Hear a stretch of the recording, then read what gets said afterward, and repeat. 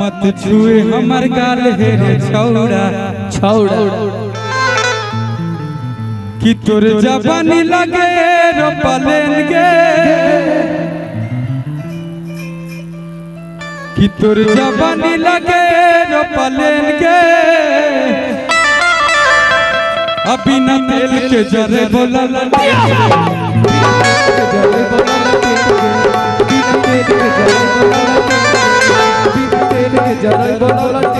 बिगड़ल हो चाल मत छुए हमर गाल हे रे छौड़ा कि तोर जवानी लगे रो पलेन गे इधर से अभी न तेल के जरे बोला गे बिना तेल के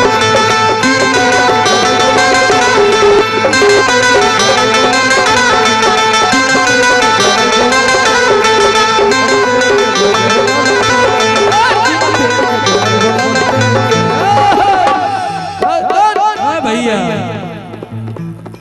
मैंने सुना है मैं खाने का मैंने सुना है मैं खाने का रंग बदलने वाला है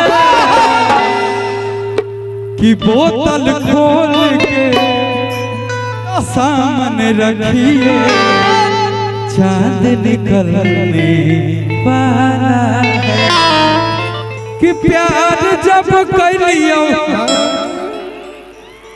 कैसे अपन दिल से निकाल दियोगे भले छपतवा खबर में 80 कहसर सटा के सिनुरा डाल देबोगे समस्तीपुर बाजार में कि प्यार जब कर लियो कि कैसे अपन दिल से निकाल दियोगे भले छपतवा खबर 80 कहसर सटा के सिनुरा डाल देबोगे समस्तीपुर बाजार में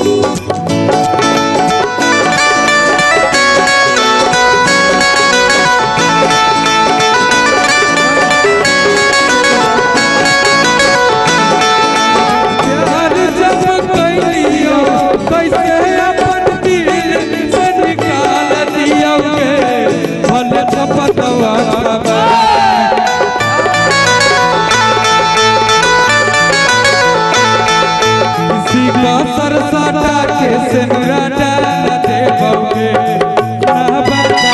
बाजार में सीधा सरसाटा के सिनुरा डाल देबोगे समस्तीपुर बाजार में कि अब की लगन में सदियां होबे कर दोगे भैया हो कि अब की लगन में सदियां होबे कर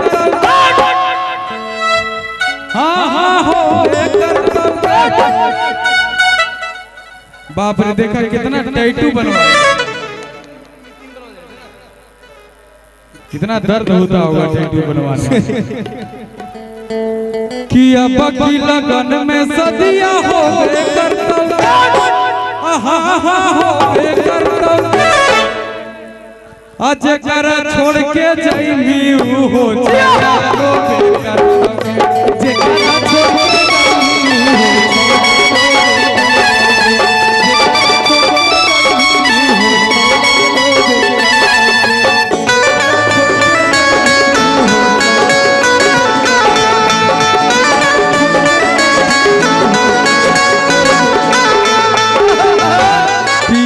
की लगन में सदियां होबे कर दोगे होबे कर दोगे कि जेकरा छोड़ के जाइमी हो छौड़ा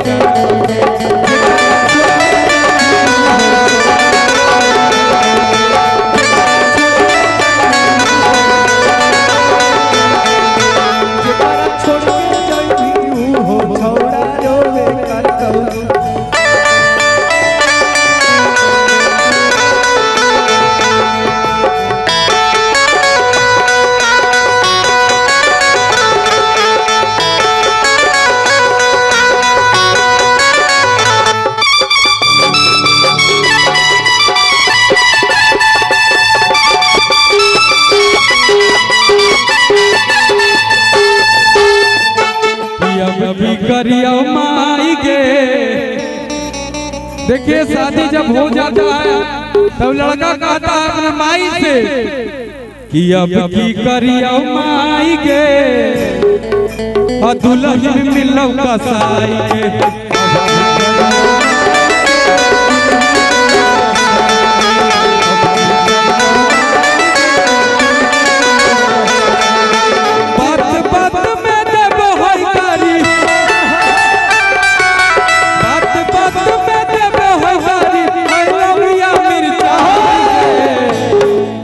अब की करिया माई के, दुल्हन मिलो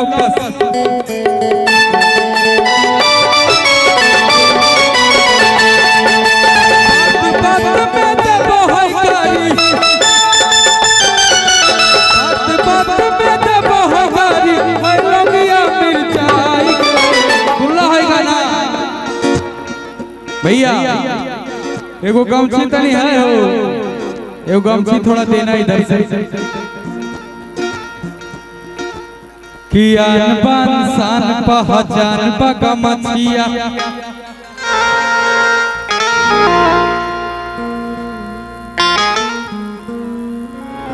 यूपी बिहार के गुमान गमछिया।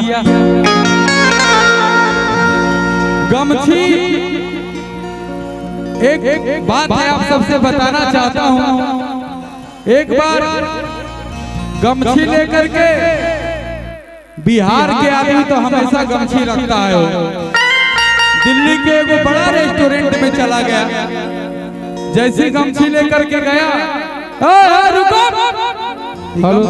गमछी एंट्री नहीं है। देखा बहुत अपमान भैलू बिहारी के, उनका अपमान हमारा अपमान, क्योंकि एक बिहारी 100 पे भारी है कि नहीं।